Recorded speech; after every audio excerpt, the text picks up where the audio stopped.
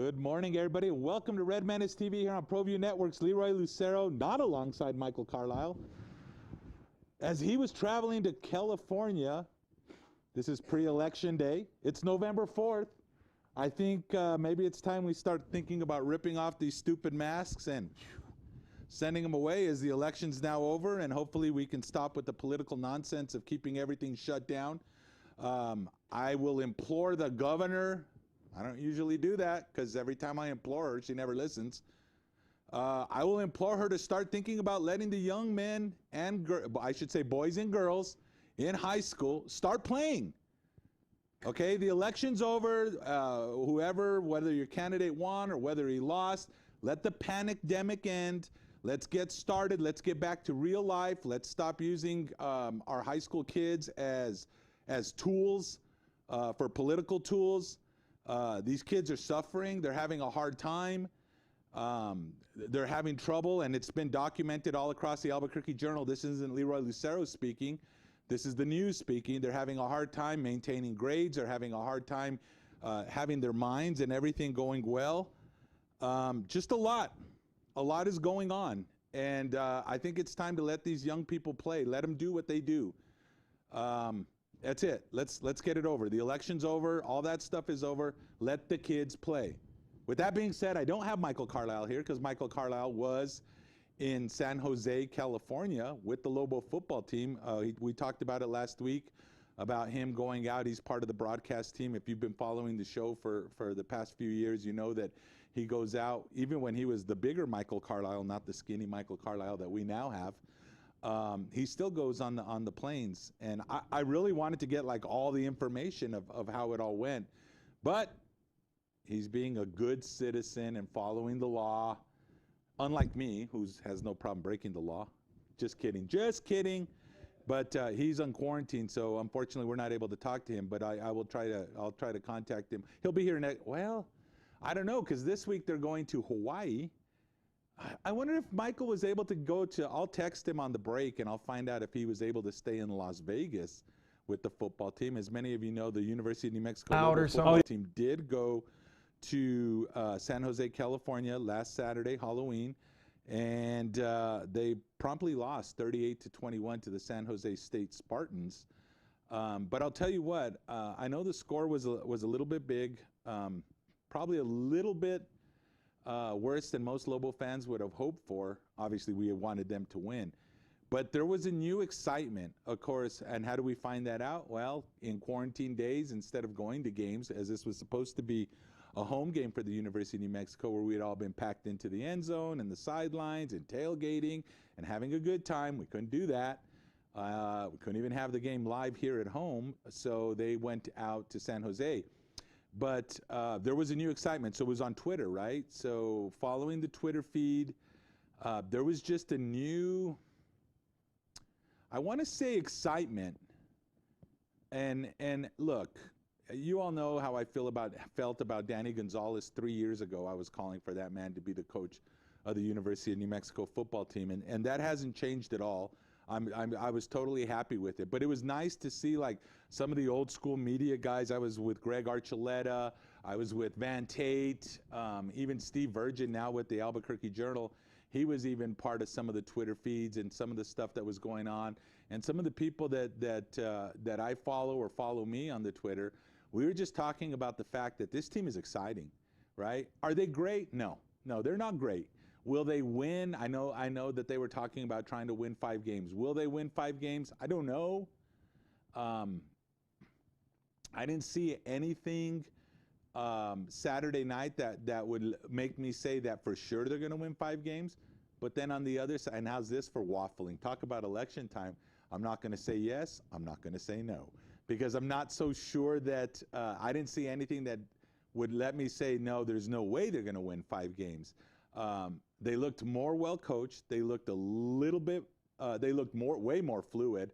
I know there was a couple of unsportsmanlike conduct penalties, but I think Coach Gons and the rest of the crew kind of tampered that down and got into players' faces. I saw a lot more effort than I saw. Of course, the Lobos went down pretty quick. They were down to 7-0. San Jose State, with their great wide receiver and their transfer quarterback, they did really well. We knew they were going to be good. We knew the Lobos were going to be subjected to some big plays, and that they've in the past they've given up big plays. So the big play was there, and the Lobos were stung by it 3 times. And well, actually more than that, but they did give up some big plays. But there was something different. In years past, and I'm talking the past decade, when the Lobos went down 7-0 like that, I believe that usually they'd roll over and that would be the end of the night. That's just usually the way it would be. They'd play out the string, try not to get hurt, maybe have a little bit of fun. I didn't feel like there was like that superior effort or that desire. Obviously, with Coach Gonzalez being back, a lot of that has changed, and I noticed the young men were still hustling. They were still playing hard. They were still doing their thing. Thank you for that, Alden. As you see there, 38-21, that first quarter, I thought the Lobos played hard. When they went down 14, rather than give up, they just kept going. I thought Tuioti probably, now granted, he's been here a few years now. He's got some experience, but I thought Tavaka Tuioti had his best game as a Lobo. It seemed like they've been working with him on the way he throws, where it always seemed like he was throwing fading back, like fadeaway tosses that would always hang in the air and get picked off. His passes seemed a lot more crisper. It seemed like he was setting his feet. Even though he was running, he'd still set his feet and throw. Obviously, the maturity of Tuioti also helped him in going through his progressions. Finding new receivers, and if I had one thing to say to Coach Derek Wareheim and Coach Gonzalez, of course, offensive coordinator Derek Wareheim, former tight end, I'll just say it right now: get Marcus Williams the ball. I don't care, that guy. I'd get that man the ball every single time I can. I would create any kind of play I can, whether it's seam routes, whether it's whatever. I don't even care what it is. Get that big man the ball. The dude is a Hulk. He's a beast. He knows how to use his body. He knows how to shield off defenders. He has great hands. I mean, there was one play where they threw into the end zone and he was double covered. He got his hands on the ball. They were able to knock it away. But I'll tell you what, he almost put the grips on those things. He almost put those clamps on there and locked it in. I would try to find him the ball as much as possible. Erickson, the former walk-on, I thought he had a great game. Obviously, he scored his first touchdown for the University of New Mexico, as well as the long play where he was able to leak out, and Tuioti found him with a bomb and hit it. Offensive line, little rough. If I had some negatives, if I breaking down positive, negative, we'll do that. I think at the trenches, they're going to need a little help both on the offensive side and the defensive side. I don't want to say they're soft. They do seem a little bit undersized, and I didn't see exactly like they were plowing people on either side of the ball. Not a lot of pressure on the San Jose State quarterback, which allowed him to basically pepper the defensive backfield. It's kind of interesting because whenever you're watching, it's always like, well, the DBs give up a lot. They do give up a lot, absolutely. However, I don't care how great of a defensive back you have. If you don't put pressure on a quarterback, all defensive backs are just going to get toasted. I mean, that's it. You could slap some jam and peanut butter on them because they're toast, right? And I think that's what happened with the Lobos. They just weren't able to get any kind of pressure. I know Rocky Long, defensive coordinator, tried to dial up a couple of blitzes like he always does. They didn't quite get there yet. Part of that, and I know in post-game interviews and in his presser, Coach Gonzalez wasn't about talking about the things that this team has gone through before the game, talking about stuff like not being able to practice, only being able to use 5-man blocks or 5-man pods, if you will. I don't know what they call them. Basically, 5 people could practice alone because of the COVID stuff. Having a game, not having a game, having to move, supposedly going to Colorado State, and at the last minute getting it yanked, having the game come here. Then all of a sudden the game can't come here, the game goes out there. So instead of everyone sleeping in their beds or doing their regular home game day preparation, all of a sudden they had to take that extra travel day out to San Jose State, which who knows, maybe with quarantine and everything, maybe that was a joy for them as they were able to finally get on the field together and kind of, do a little play. And then, of course, in the process, we've all heard that the most of the Lobo team did not come back home. They had a little stop off there in Las Vegas. And I can't remember if they're playing in the, what do they call that Las Vegas Raiders Stadium? Or are they, I don't know if they're practicing at Sam Boyd or if they're practicing in the, is that the Death Star? Do they call it the Death Star? I don't know. I don't know what they, I'll just call it the Toilet Bowl because it's the Raiders. So that silver and black toilet bowl that the Raiders play in there in Las Vegas, I don't know if they were practicing there or whatever, but they go ready to go to Hawaii next week or this Saturday. But like I said, I think overall, I think Lobo fans, and look, I get it. You know, we're not moral victories, blah, blah, blah, blah. Nobody wants to hear that. Fans, I know coaches don't. I'm sure, you know, Coach Gonzalez and the staff were not like, well, hey, we got the moral victory. That's great, right? Because, like, you don't get paid and you get paid, but you don't get big paydays. You don't get looked at as a great coach, and players don't look at as great if you get a lot of moral victories. It's about winning. It's about losing.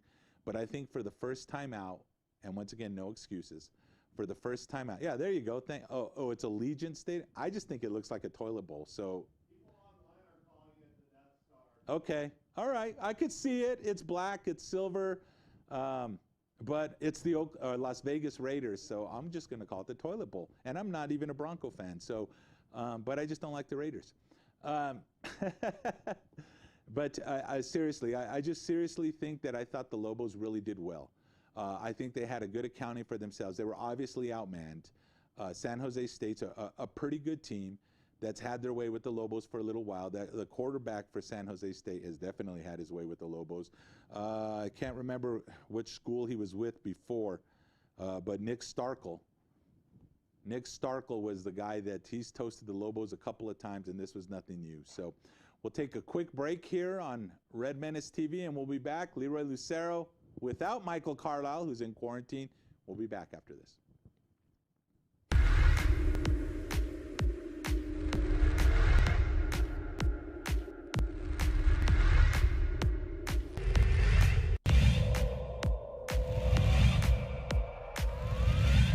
Creates space. He gives it off to Rivas for the three, and he buries it.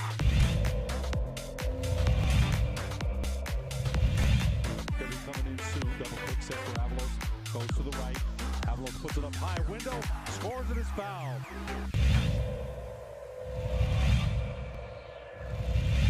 Right here by Lewis all the way, coast to coast, and finish. What a... Around the screen. Against White. Step back. It's blocked. JB with the block.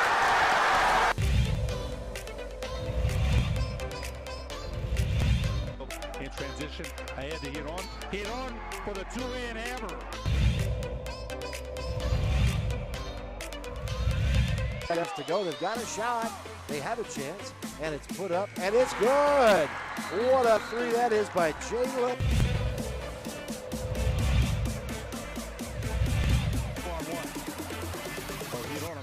Hito puts it up.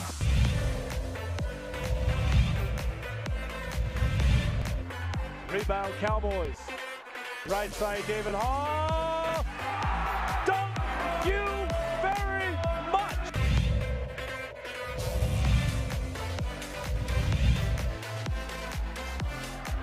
Here come the Cowboys. Domina Lovato lays it up. Missed it. Hey, how about it? Thank you, Luscious. Thank you very much, Raquan Mitchell. Clock at 6. They get it. Barnes Tompkins fires. Yes! Pass up court. This for the win. Blocked by DJ Bustos. Cowboys win. Cowboys win.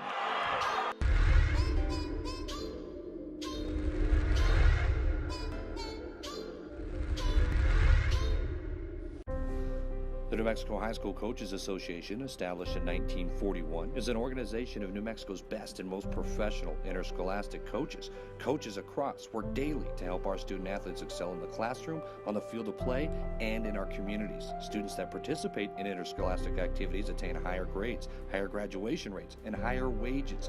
Responsible for the North-South All-Star Games, statewide Coaches Award Program, and providing multiple professional development opportunities for New Mexico's coaches. Be a great coach by coaching beyond the game.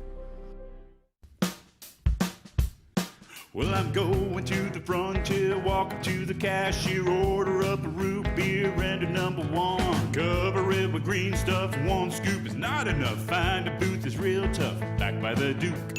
Meet my family, meet my friends in the quirkiest restaurant I have ever been.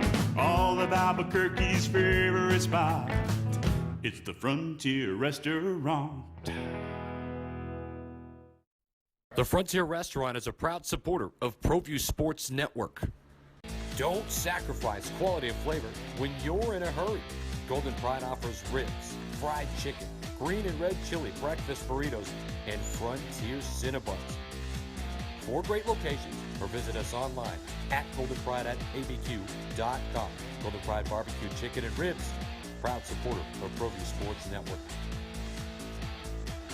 Is this my car? State Farm knows that for every one of those moments, This is ridiculous! there's one of these. Is this my car? What? This is ridiculous. This can't be happening! This can't be happening. Oh, it's happening, sweetheart. Oh, it's happening, sweetheart. Shut up. Shut up! That's why State Farm is there, with car insurance for when things go wrong, but also here with car loans to help life go right. State Farm. Talk to State Farm agent Marty Size or Michelle Rudolph in Albuquerque today. Well, I'm going to the frontier, walk up to the cashier, order up a root beer and a number one. Cover it with green stuff, one scoop is not enough. Find a booth is real tough, back by the Duke. Meet my family, meet my friends in the quirkiest restaurant I have ever been. All of Albuquerque's favorite spot, it's the Frontier Restaurant. The Frontier Restaurant is a proud supporter of ProView Sports Network. Don't sacrifice quality and flavor when you're in a hurry. Golden Pride offers ribs, fried chicken, green and red chili breakfast burritos, and Frontier Cinnabons. 4 great locations, or visit us online at goldenpride@abq.com. Golden Pride Barbecue Chicken and Ribs, proud supporter of ProView Sports Network.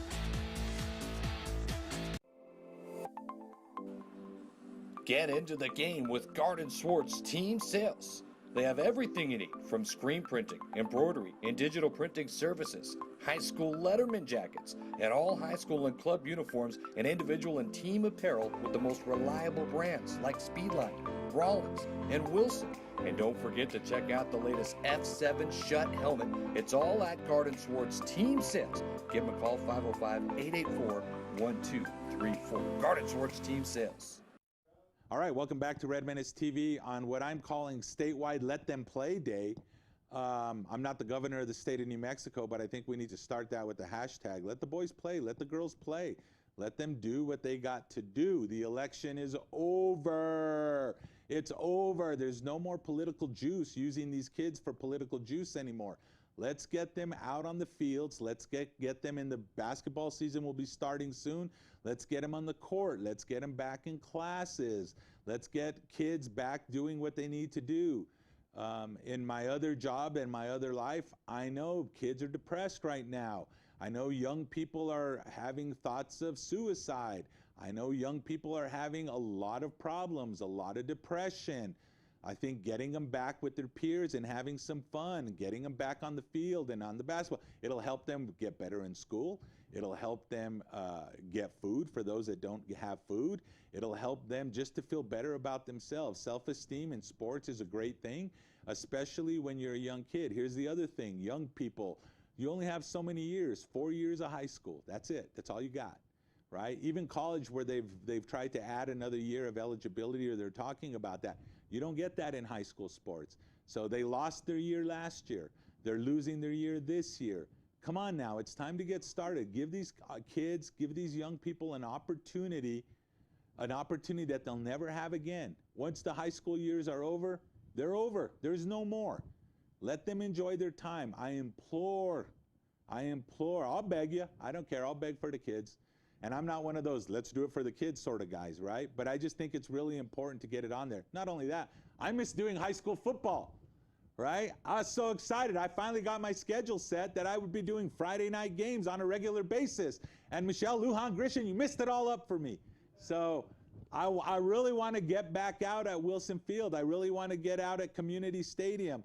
I really want to get back out at the Venerable one. I want to get out there, Milne. I want to be out there. I want to be able to see these kids play. It's so much fun. These young people have such a great time. I want to see the coaches coaching. I want to see the cheerleaders cheering. I want to see parents in the stands, socially distanced, wearing masks, even if we have to do that. I want to see them out there cheering for their sons and their daughters. What is wrong with that? Let's do it. Let's get moving. It's time. I know the numbers have been really big because it was close to the election time, but the election's over. So let's go back to normal numbers. Let's go back to people that are recovering. Let's go back to letting kids have fun. All right, so back to the Lobos real quick. Speaking of stuff, Coach, this is funny. In today's Albuquerque Journal, Steve Virgin says that UNM's Assistant Athletic Director of Communications, Frank Mercogliano, had a bus, or not a bus, he was driving some players back that are going out to meet the Lobo football team there in Las Vegas so they can practice, including the big running back, Nate Jones, 5'11", 205, the big coup, I would say, recruiting coup for the University of New Mexico this year. They're going out there to start practicing and start, because they can practice out there. Somehow in Las Vegas, I wonder how in Las Vegas they can practice and play, but in New Mexico they cannot. Do they have less numbers in Las Vegas? No, but their governor is a little bit, I'm not going to be mean, but their governor is a little bit more progressive. How's that? What about Texas? The high school kids are playing there. They're more progressive there too. Who would have thought Texas would be considered more progressive than New Mexico? But anyways, I hate to keep doing the political rant, but it's so important to me. It feels, I just think we need to start trying to get back to life the way it is. Anyway, Mercogliano's taking some kids out to Las Vegas to play, and they are, I did a quick research during the break, and they are practicing at Sam Boyd Stadium. They're staying in there, and I'll give them a free plug because they're not here in Albuquerque anyway, but I guess the boys are getting an In-N-Out burger. You know, I still think, I don't know, some of the burgers here, green chili cheeseburgers, I think they blow In-N-Out burger away. That's just my opinion. Yeah, Alden's giving me the thumbs up, right? Give me a green chili cheeseburger over an In-N-Out burger any day of the week, twice any day of the week. So it'll be exciting. We'll see what happens. Like I said, I think they'll improve. Obviously, San Jose State also had a very good defensive line. Complete defense. Their linebackers are good too, as they were able to stymie the Air Force defense the week before, as they had a game the week before they played the Lobos. And I think there was some rust. And that was evident, I think, in the running game, in the blocking game, that was evident.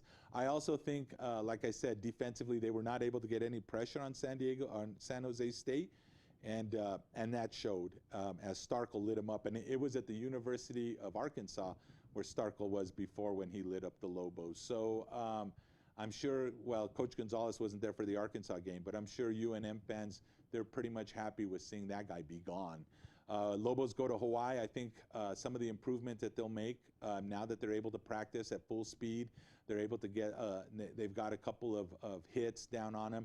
Anybody that knows anything about football, you know that, you can practice and you can weight lift and you can run and you can simulate some stuff, but there's nothing more important for a football team than actually getting into, getting your head knocked a little bit.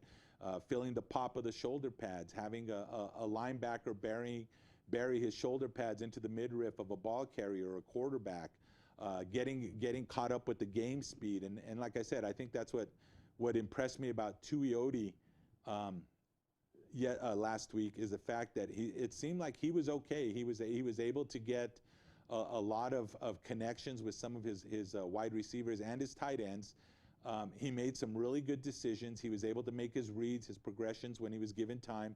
I know Coach Wareheim had him roll out a couple of times, and he was able to, or either that or the pocket broke down, but he was able to definitely find the open receivers.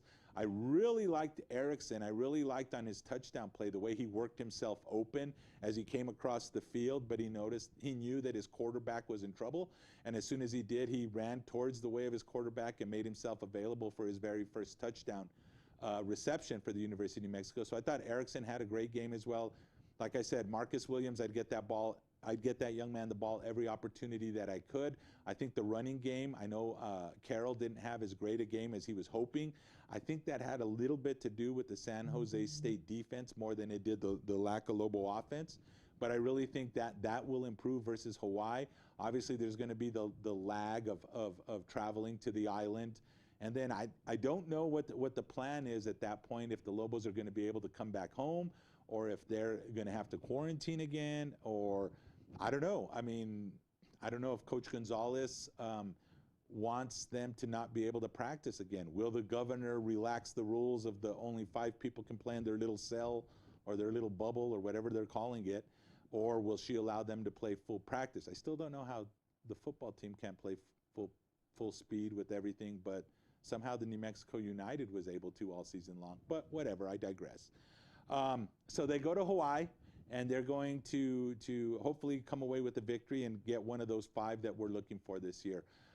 Once again, I would encourage everybody to if you're in the Twitter sphere, to check out Danny Gonzalez and any of the assistant coaches. Even Rocky Long, I noticed, has had a couple of tweets.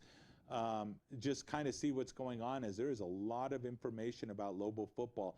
Something that I think, of course, as many of you may or may not know, I used to run a website, theredmenace.com, that was all about Lobo football. And when Rocky was here, this is this was well over a decade and a half ago. When Rocky was here, he definitely used to, he allowed us to do some things and stuff. He really took off with, at that point, the new medium of the internet. And we got in trouble a couple of times showing some videos and stuff, but it was really cool. I think with Coach Gonzalez, who had that background, I think the entire Lobo football program stepped it up, using the Twitter and social media, posting pictures, getting certain little memes created and photoshopping pictures created, and when they were doing the recruiting, definitely getting some information and all that. So mad props to the Lobo football program. I encourage anyone, if you're not on Twitter, if you're a Lobo fan, go check it out. Make one of those your follows of the UNM football program, and then look for every coach, and then we'll see what you go there. A couple of weeks away from Lobo basketball all college basketball starting. We talked about it last week, Carlisle and myself, that I guess ESPN and the NCAA decided not to do the little tournaments in the bubble. I guess they were taking over the NBA bubble, or whatever. They were trying to do that or do more sales due to the COVID-19 quarantines and stuff. That didn't quite pan out. So schools are definitely trying to get there. And there it is. Great job, Alden. That's exactly what I'm talking about. And like I said, all the coaches are part of that. I don't know if Coach Gonzalez or Mercogliano or who it was, whether they got some young kid in to teach all the coaches how to do Twitter. Or maybe, a lot of them have sons and daughters. I mean, all you have to do is have like a 4-year-old kid, and they know how to tweet and text and Instagram, and I don't know if anyone uses Facebook anymore, but us old timers. But I don't know if they had their children teach them, or if they had some undergrad come in and show them. Now that would be the class that I'd want to go see. That's the one I'd like to go videotape. All right, Rocky, here's your cell phone, and let me show you how to make a tweet. This is a hashtag. This is an @ symbol. Though I will give you, I give Rocky Long credit. I give him a hard time about not being against new technology. Of course, he's the old football coach, right? But way back in the day, I remember I interviewed Rocky, and I said, hey, coach, I go, I'm trying to call these kids. He goes, oh, man, this is back in 2000 and, I don't know, about 8 or 9. And he said, yeah, kids don't answer the phone anymore. He goes, you need to learn how to text. And he said, this is what I do. So he pulled out it was a flip phone of all things, and he showed me how he learned how to text. He goes, sometimes I just have to have someone show me. And I'll tell you what, as soon as I learned how to do that, because I was kind of anti-technology at that time, he was absolutely right. I'd send a text, these young men and women would immediately text back, and we could get a phone call. But if I called them straight out, they would never answer. And it's the same way now. Though I understand I have to learn how to do Snapchat now. I don't even know if they answer texts anymore. But if you hit them with the Snapchat, I think that's a proper lingo, right? Hit me up on the snapper. If I hit them up on the Snapchat, all of a sudden I get responses. So it's kind of interesting. Speaking of having to get my kids, yeah, there you go, social media marketing all in one for dummies. I'm one. Hey, I thought I had it together when I had MySpace, okay? So anyway, we'll look forward to that. We're going to come back. We're going to talk a little bit about a team that just seems so poorly coached and just so brutal and just breaks my heart every Saturday, every Sunday. Or I shouldn't say Saturday, every Sunday. It's, yes, America's team. The Sad Sacks, the Dallas Cowboys. And we'll talk a little bit more NFL right here on Red Menace TV. Well, I'm going to the frontier, walking to the cashier, order up a root beer and a number one. Cover it with green stuff, one scoop is not enough. Find a booth is real tough, back by the Duke. Meet my family, meet my friends in the quirkiest restaurant I have ever been. All of Albuquerque's favorite spot, it's the Frontier Restaurant. The Frontier Restaurant is a proud supporter of ProView Sports Network. The New Mexico High School Coaches Association, established in 1941, is an organization of New Mexico's best and most professional interscholastic coaches. Coaches across work daily to help our student athletes excel in the classroom, on the field of play, and in our communities. Students that participate in interscholastic activities attain higher grades, higher graduation rates, and higher wages. Responsible for the North-South All-Star Games, statewide Coaches Award Program, and providing multiple professional development opportunities for New Mexico's coaches. Be a great coach by coaching beyond the game. Don't sacrifice quality of flavor when you're in a hurry. Golden Pride offers ribs, fried chicken, green and red chili breakfast burritos, and Frontier Cinnabons. 4 great locations, or visit us online at goldenpride@abq.com. Golden Pride Barbecue Chicken and Ribs, proud supporter of ProView Sports Network. Hey, welcome back for the final part of Red Menace TV. We're going to turn it over to Micah Frankel here on CageMinds.com here in a couple of seconds. I did want to, a couple of minutes I should say, I did want to kind of go into NFL football as I know local NFL fans are a little sad, right? I mean, not completely because the Broncos pulled out a win. And by the way, and not to get racial, but Drew Lock, dude, white dudes can't dance, right? They just can't dance, and I don't know what you're doing here, but I don't. Someone sent me a text. They said, "Are you learning the Drew Lock shuffle?" Because my wife is a Broncos fan, and she's like, "Are you learning the Drew Lock shuffle?" And I'm like, "No, no, I'm not. I'm not learning the Drew Lock shuffle. That's brutal." Alden said he's the only one that wears a visor. But, hey, mad props to him. He pulled it out. Meanwhile, the Cowboys, America's team, I don't know if they're still America's team or not. Wow. Vinny DiNucci, or I don't even know what his name, DeNothing is what I wanted to call him. He looked terrible. I know he's a rookie, 7th-round draft pick. I know it was his initial NFL football game. I know that the Cowboy offensive line is atrocious.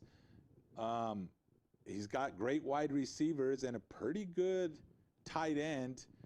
I'm wondering, Cowboy fans, and I'm one of them, is it time to take off the elite running back status off Ezekiel Elliott?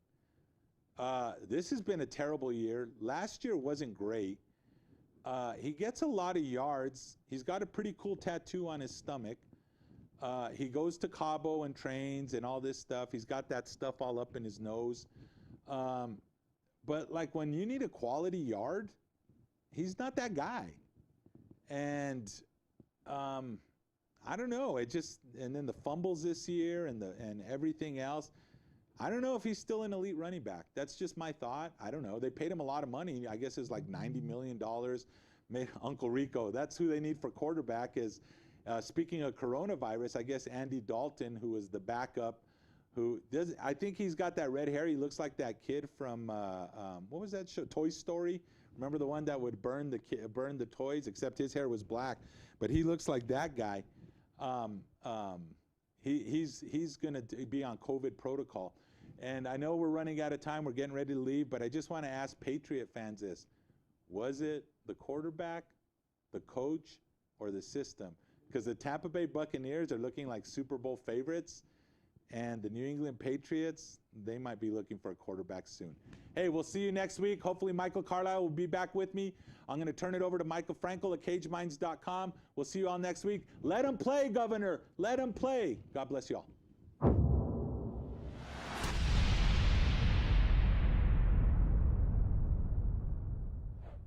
Thank you, Leroy and Carlisle. Welcome to the Cage Minds TV portion of Red Menace TV.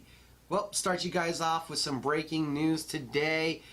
Tim the Dirty Bird Means will be in action November 21st at UFC 255. Means will be replacing Robbie Lawler and will be fighting Platinum Mike Perry in a welterweight contest on the main card. That's some great news that we'll begin to see the Dirty Bird back in action here really soon. Now, to get to last week's action, we had a lot of MMA action going on, and it started off Thursday night with Bellator 250. The promotion crowned a middleweight champion, the belt vacated by Rafael Lovato Jr., having to retire after a rare nerve condition was found in his brain. Gegard Mousasi, who Lovato Jr. had dethroned for the title, is able to reclaim the belt, stopping Douglas Lima's attempt to become a double champion. The Dutch fighter started off early with a takedown in the first round, was able to wear down Lima, and then for the last 4 rounds was willing to keep it toe-to-toe, working off of his jab and continual teep kicks. It was not all one-sided, as Lima did find his openings and path to land strikes in the latter rounds, but too little, too late. Lima still the welterweight champion, and now Gegard Mousasi is a 2-time Bellator middleweight champion. Some things also stood out on the prelims, like professional wrestler Jake Hager. He remains undefeated, improving his record to 3-0, taking down Brandon Carlton by split decision. It was a knockdown, drag-out brawl that you did learn a lot about Hager in the fight. He couldn't get his wrestling going. He couldn't complete his takedowns, and he did not deter. He was willing to stand there, trade leather. Not every wrestler or professional wrestler that you see transition to MMA is willing to eat punches and land them. It's easy to be the hammer. It's hard to be the nail. But it showed something in Hager to be willing to get in and take as well as he gave, and really to come out on the other side with a victory still shows that there is more to his MMA career than just kind of being a spectacle. Also on the prelims, a highlight reel knockout. Sabah Hamasi finishes off Bobby Volker. Volker, a 3-fight win streak to get back to a big show since we had seen him in the octagon, gets over-enthusiastic trying to get on the inside and is met with a Hamasi knee. Like I said, highlight reel stuff from Hamasi. The next morning, early in the morning, around the world in Singapore, you had one inside the Matrix. 4 world title fights in that one. The women's strawweight title stays with Zhang Ling, and Ling able to outwork Tiffany Teo for the decision victory in what I have to say is one of the top 3 best women title fights that I've ever seen. These two spent 25 minutes on the feet trading. A great effort. Title changing hands. Your new 1 featherweight champion is Thon Lee. The champion Mara Hewen was applying big pressure for the first 2 rounds. In the 3rd round, Lee finally found the space to land his counter, and from there Swarm getting the finish, and now improving to 12-2. Thon Lee, your new 1 featherweight champion. retaining his title. In the co-main event, Christian Lee, still the one lightweight champion, and it took him under 3 minutes to be able to dispatch of Lurie Lapilus, doing it in devastating fashion, letting all of his strikes go. The Hawaiian is definitely going to make a name in MMA. Already the one champion, already won the one lightweight Grand Prix, defending his title. When this kid becomes a free agent, oh, he's going to command a lot of attention. And in the main event, the middleweight title goes to the Netherlands. Renner de Ryder is able to take down Ang La Insang. The one championship double champion is now only the lightweight champion. Renner gets to the back and is able to sink in the rear naked choke. A huge, impressive finish there from the Dutchman. Later that day, because we're talking about Friday night, we had LFA 94 on UFC Fight Pass. We definitely had some local attention on that card. Jackson Wing product, Edwin Cooper gets back in the win column. He's now 3-1, a unanimous decision. Showed off his dominant wrestling and then showed off the improvement in willing to let go of his strikes and engage in the battle on the feet. Edwin Cooper Jr., a lot of improving in his young career was shown in that fight. The main card started out with Jalen Fuller moving up a weight class and still getting a finish. The Gentleman landing big strikes, devastating with that shin, and then sharp with his punches. You saw Miles almost consistently looking to take the fight to the ground, and in the end that would cost him. A power guillotine gets the finish in the third round. Jalen Fuller now 4-0. The co-main event, Aaron McKenzie as advertised. You cannot submit the guy. Deep guillotines, deep triangle chokes, but Joe Giannetti was not able to get the tap. McKenzie escapes, survives, and then lands brutal ground and pound to get the unanimous decision victory. And then, as I'm talking about earlier, mentioned amazing women title fights. This has got to be the second best one I've ever seen. Lupita Godinez is able to dethrone Vanessa Demopoulos of the LFA Women's Strawweight title. I mean, a great crisp jab from Godinez and a sharp overhand right that several times was so powerful that I thought it had the fight just seconds away from being finished. But Demopoulos, showing that kind of championship heart and spirit, would not go down, would find her way back into the fight, and would even battle her way back to a draw on one judge's scorecards. But the other two saw the fight for Godinez. Oh, it was a tremendous fight. If you don't have UFC Fight Pass, that LFA 94 is the reason you should, and that main event is a must-see. Major props to those ladies. Get on over to Saturday, where you had the UFC Fight Night, Hall versus Silva. And again, we had some great finishes. Opening up the card at bantamweight, Miles Johns had crisp boxing with stuffing the Kevin Navidad takedowns. And then you got to make sure to strike on the break in the in-between moments. An uppercut connects to Navidad and lifts him off his feet. Devastating knockout for Miles Johns. And Johns had already had a couple octagon victories, but none were a finish. This is the kind of win that makes people remember you and moves you up the card from the prelims. Justin Jacoby started off his second stint with the UFC by getting his first victory in the octagon. Devastating leg kicks immobilized Justin Ledet. An uppercut through the guard, put Ledet down on the ground. Justin Jacoby, a big win there in the light heavyweight division. The knockouts kept on rolling. Adrian Yanez, who had just been producing knockouts so far in his UFC stint there in the bantamweight division, we knew about his crisp hands, but this time it was the kick getting it done, catching Victor Rodriguez, angling out with his hands down, and the left kick goes high. Great knockout for Adrian Yanez. Keeping the knockouts going, Alexander Hernandez used his devastating leg kicks to also immobilize his opponent, Chris Gritzmeyer, and then unleashes a bevy of hooks, and the overhand right turns out the lights. Hernandez showing those flashes of why the UFC gave him an opportunity into the deep water very early in his career, and he's working his way back there. Kevin Holland becomes the first UFC fighter to rack up 4 wins in 2020. There were some flashy kicks from Charlie Ontiveros, but once the kicks were done flying, Holland was able to get on the inside, and the takedown actually causes an injury to Ontiveros, so you have a TKO by slam for Kevin Holland, who with this win in October says he'd love to get back in the octagon in November and try to make it 5-0. Definitely has to be on your short list of fighters of the year for 2020, going 4-0, being the first guy to do it. Greg Hardy, he shows major improvement. He's able to knock down Maurice Green in the first with the right hand. In the second, with kind of a shuffle punch, it's like a hybrid jab, uppercut, and then swarming, showing a new comfortability, awareness, and understanding of the ground game.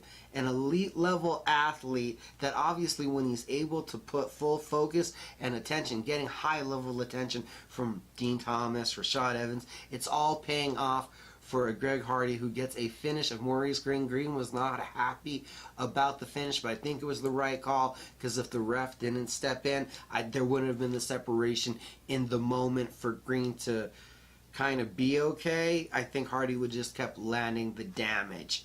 Hardy very close to getting into that numbered area where you're talking on a top 15 guy, and then we'll really see what he's made of.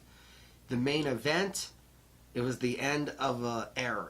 The last time we'll see a legend in the octagon. The main event, Anderson Silva against Uriah Hall. Silva started out more aggressive and more offensive than we've seen him in years. His jab was going, his leg kicks were working, and it really looked to take Uriah Hall, out of his game plan. It had Hall on his back foot. Hall, who's already had a tendency to be gun-shy, who's had a tendency to not be able to mentally overcome some of these big moments, and shrinking them, looked like that was about to happen to him again as he gave away the first and the second round. Nearly gave away the third round before uncorking a right hand that dropped Silva, and with a few more seconds left on the clock, would have got the stoppage there. The hammer fists were landing in a rapid fashion, and thankfully for Silva, he was able to get in on a leg and be saved by the bell. And into the fourth round, an ill-timed flurry rushing in by Anderson Silva was met by another Hall right hand, and this time Primetime did not let the spider off the hook. The vicious ground and pound, and the big victory for Uriah Hall that led to one of the most emotional scenes that we've ever seen inside of the octagon, with Hall crying, embracing Silva, Silva embracing Hall. You could hear Hall saying, you're my inspiration, you're the reason I'm doing this. Silva thanking Hall for the opportunity. It was the end of an era. The last time we'll see the legend Anderson Silva in the octagon. So many incredible knockouts, 10 title defenses, 11 wins in UFC title fights. An era where we didn't see guys jumping around divisions, where we saw him rule his division, where we saw spectacular, one-of-a-kind knockouts. There will never be another Anderson Silva, and this was an era I was glad I got to watch. Definitely got to say, I don't think I'd be here trying to report on the sport as I do if it wasn't for Anderson Silva. So definitely the end of an era, and one of those only way that you can end this is by saying thank you to the Spider, thank you Silva. One more note, major turn of event in the boxing world this week, and if you didn't see it, Gervonta Davis looks like he's becoming a superstar. That young man had a disgusting 6-round knockout of Leo Santa Cruz there in the Showtime pay-per-view. The left uppercut got the job done. Fast twitch muscles, ridiculous power. That was a one-of-a-kind finish, a one-of-a-kind knockout from Tank Davis. Probably not the smartest move from Leo Santa Cruz to throw the same punch 3 times repetitively and show your opponent the opening, but can't take anything away from the killer performance that was Tank Davis and a budding young superstar in the making there in the world of boxing. To add to, you already have Shakur Stevens and Teofimo Lopez. There's a youth movement going on in boxing, and it's quite exciting to see. We'll have more Cage Minds TV in just a moment.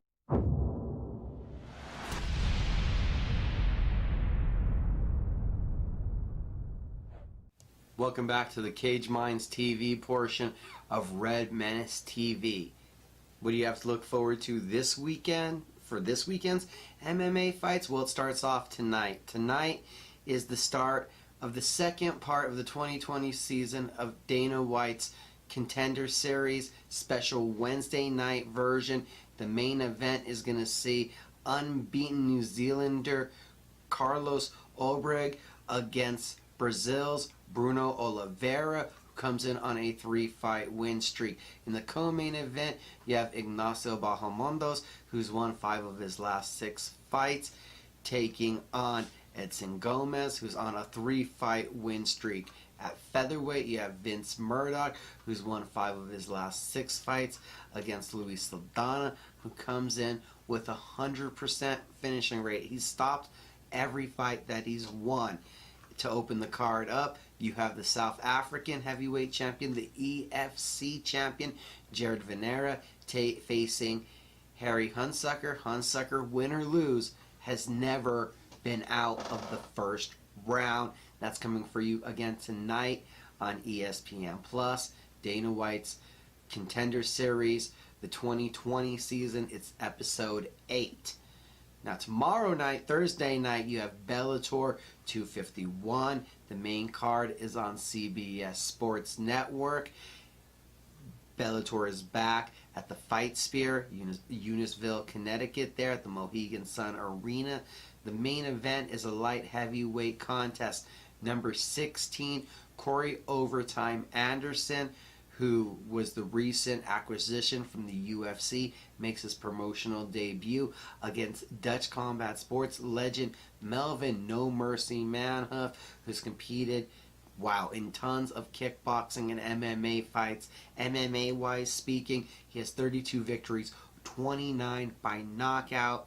Anderson has won 4 of his last 5 fights. He was in prime spot for top contendership there in the UFC before he decided to part ways with the promotion. Now, also on that card, you have a heavyweight co-main event, 2 top prospects.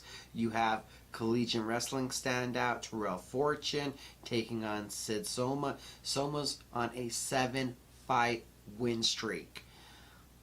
Then on the prelims, what stands out to me, couple of matchups that really showcase some top prospects. We have the former LFA lightweight champion Bryce Logan making his promotional debut against former WSOF featherweight champion Georgi Katahanian. In the light heavyweight division, 2 former LFA champions going to clash heads. Alex Pizzoli, who has 6 of his 7 wins by stoppage, faces Julius Angliskis, who has 7 of his 8 wins by finishes. And coincidentally enough, both went the distance in their Bellator debut victories. So literally the 2 top prospects in that 205-pound division that Bellator has that have some experience, they're meeting right away in what I could assume is almost a title eliminator with how shallow that division has been.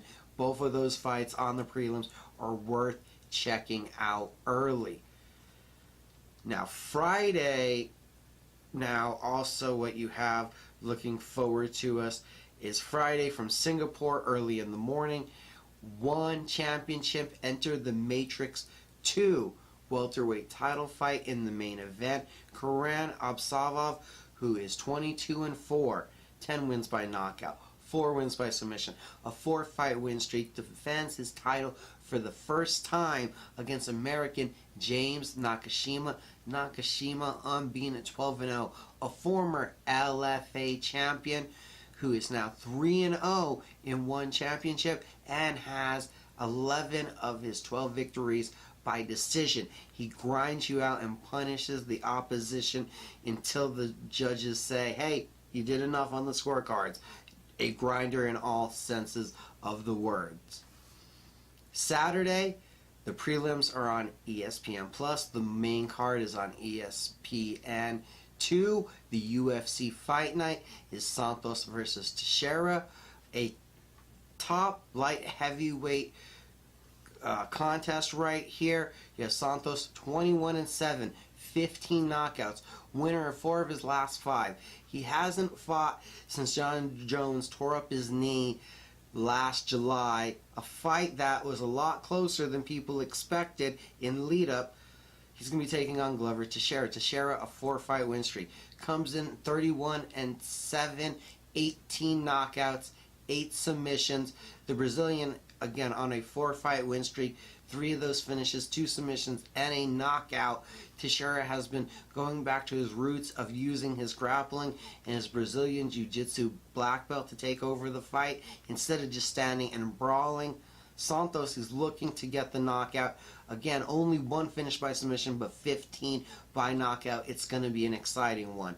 In the co-main event, you have heavyweights. The former heavyweight champion, Andrei Arlovski. 17 of his 29 wins have come by knockout. He has 3 submissions. He's won 2 of his last 3 fights. He's going to be taking on young Canadian Tanner Bozier. Bozier, 19-6-1. 10 wins by knockout, including his last 2 big ones in the octagon, knocking out Felipe Lins and Rafael Pessoa. I think that you're going to see the man with the mullet make a big impact and start to climb up the ladder here as he adds a legend to the list. I think that Bozier comes in with something to prove. Another one on the main card you really got to take a hard look at. It's going to be spectacular in the middleweight division. Brendan Allen, 15-3 versus Ian Heinrich, 14-3. Both are former LFA champions. Allen has a knack to grapple and he gets into brawls on the feet, while Heinrich has that knockout power and Colorado State champion wrestling abilities. But I think that Allen's overall tendency to be able to grapple out of awkward positions is going to give him an advantage. A pivotal one in the women's strawweight division will see Claudia Gadelha 18-4 against Yan Zhang. Zhang comes in 12-1, 5-0 with 5 decision wins in the octagon, while Gadelha has won 3 of her last 4, all also going the distance. So this one you can expect to go 15 minutes. The feature prelim going to be a great one in the middleweight division. Trevin Giles 12-2, 5 submissions, 5 knockouts, coming off of a split decision win over James Krause in February, takes on Bavon Lewis. Lewis, a Jackson Wink trained fighter who's also spent a lot of time working with the Lima brothers in Atlanta. 3 big wins with 3 big wins by knockout, coming off of a decision win over Daquan Townsend. That one to get the mind right. This one 2 top prospects at 185 pounds. We have a heavyweight contest there also on the prelims that you're going to love. Marcos Desario de Lima, 17 wins, 12 by knockout, going to be taking on and welcoming to the octagon Moldova's Alexander Romanov. Romanov comes in 12-0, 5 knockouts, 7 submissions. One more prospect to mention, Razim Brahima, 8-2, making his debut in the octagon, all 8 wins, coming by submission. So the UFC with another fun offering, a lot of prospects that you need to get to know on this upcoming fight card. UFC Fight Night, Santos versus Teixeira. That's what I'm looking forward to on Saturday. So we got a lot coming up for you this weekend, from Bellator 1 Championship and the UFC. CageMinds.com, of course, is your place to find all the results. It's been a great episode. For Red Menace TV, Micah Frankel, thanks for watching.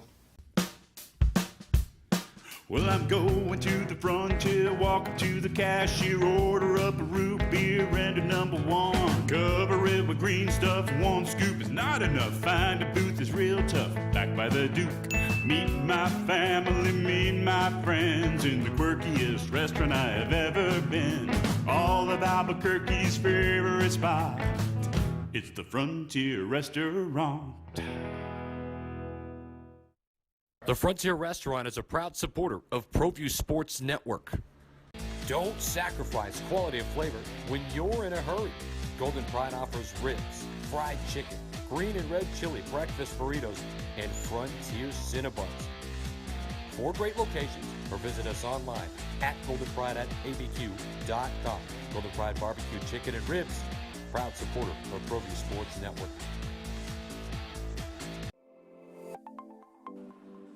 Get into the game with Garden Swartz Team Sales. They have everything you need from screen printing, embroidery, and digital printing services, high school letterman jackets, and all high school and club uniforms and individual and team